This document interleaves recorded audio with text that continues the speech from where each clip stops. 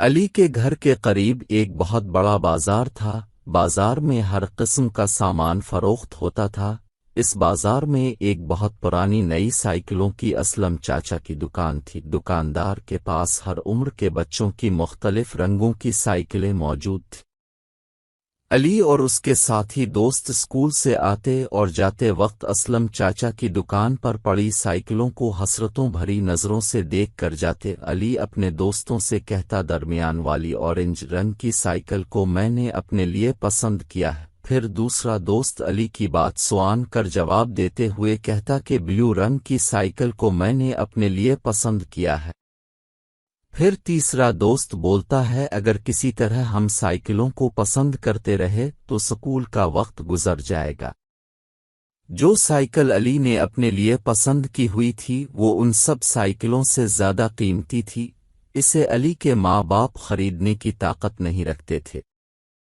یوں کچھ دن گزرنے کے بعد علی کے ابا نے علی سے سوال کیا، کیا بات ہے، تم روزانہ سکول سے دیر سے گھر آتے ہو؟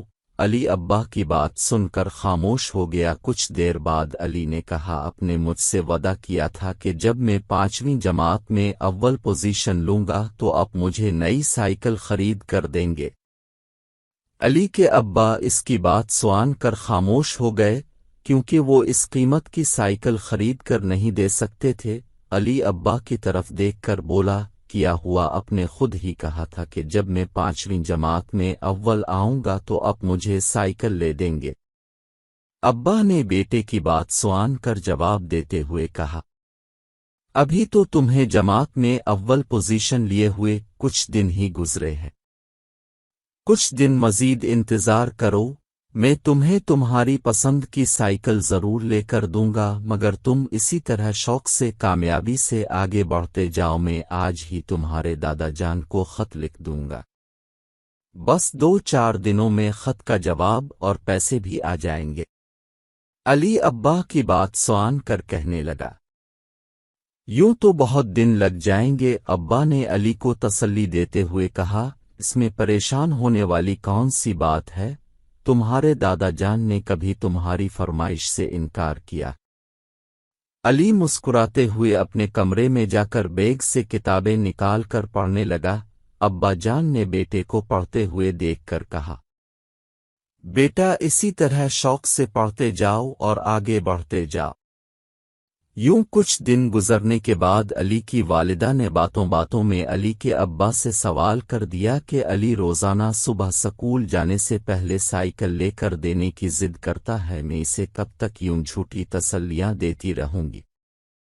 علی کی والدہ کی بات سن کر علی کے ابا نے جواب دیا، بیگم آپ کی ہر بات ٹھیک ہے، مگر آپ تو اچھی طرح جانتی ہیں، ملکی حالات سے بخوبی واقف ہیں اور گھر کا نظام چلنا کتنا مشکل ہے۔ پہلے تو کسی فیکٹری یا کارخانے میں کام ملتا ہی نہیں ہے، اگر کام مل بھی جائے تو وقت پر تنخواہ نہیں ملتی۔ تنخواہ لینے کا وقت آئے تو فیکٹری کے مالکان بجلی اور ٹیکس کی باتیں کر کے ملکی نظام میں خامیاں نکالنے لگتے ہیں۔ غریب کرے تو کرے کیا، مگر بیگم تم فکر مت کرو، میں نے چند روز پہلے علی کے دادا کو علی کی فرمائش کا خط لکھا ہے، بس 1-2 دن میں خط کا جواب آ جائے گا۔ علی کے دادا نے آج تک علی کی چھوٹی سے چھوٹی اور بڑی سے بڑی فرمائش پوری کی ہے۔ یوں باتوں کا سلسلہ جاری تھا کہ اچانک ڈور بیل بجنے لگی، ساتھ ہی کسی نے بلند آواز میں کہا، پوسٹ مین۔ پوسٹ مین کا نام سنتے ہی علی کے ابا اور والدہ کے چہرے پر مسکراہٹ پھیل گئی، اور علی کے ابا بولے، میں نے کہا تھا کہ علی کے دادا کا آج کل میں جواب آ جائے گا۔ علی کی والدہ جب خط لے کر اندر آئی تو علی کے ابا کہنے لگے، اب تم جلدی سے خط پڑھ کر سنا دو۔ علی کی والدہ نے خط کھول کر پڑھنا شروع کیا تو دونوں کے چہرے پر مسکراہٹ آ گئی۔ دعا سلام کے بعد دادا جان نے ملکی حالات کا ذکر کرتے ہوئے بیان کیا، بیٹا اس وقت کی ملکی صورتحال سے تم اچھی طرح واقف ہو، بلکہ سبھی لوگ واقف ہیں، کیونکہ سیلاب کی تباہ کاریوں نے کھڑی فصلوں کا تو نقصان کیا تھا، مال مویشی بھی چلے گئے، اور تمہارا چھوٹا بھائی بھی لوگوں کو بچاتے ہوئے پانی کے ریلے میں بہہ گیا ہے۔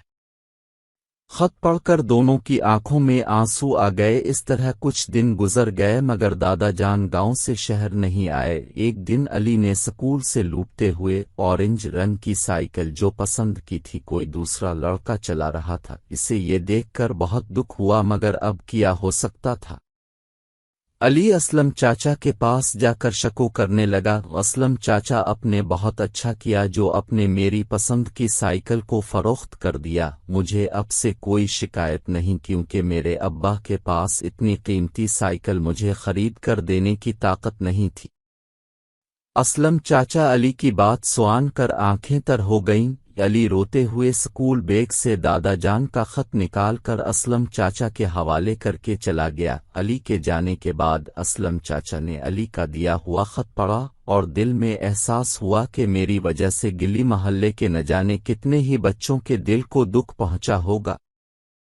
یوں اسلم چاچا نے گلی محلے کے ہر بچے کو خوش کرنے کے لیے ہر لڑکے کو ایک ہفتے کے لیے فری سائیکل چلانے کی اجازت دے دی۔ یوں گلی محلے کا ہر بچہ فری سائیکل چلا کر اپنا شوق پورا کرنے لگا۔ اسلم چاچا نے کہا بچے کھلونوں سے کھیلتے ہوئے اچھے لگتے ہیں، آج کے بچے کل کا روشن مستقبل ہیں۔ اسلم چاچا بچوں کی ضد کے آگے ہار گئے۔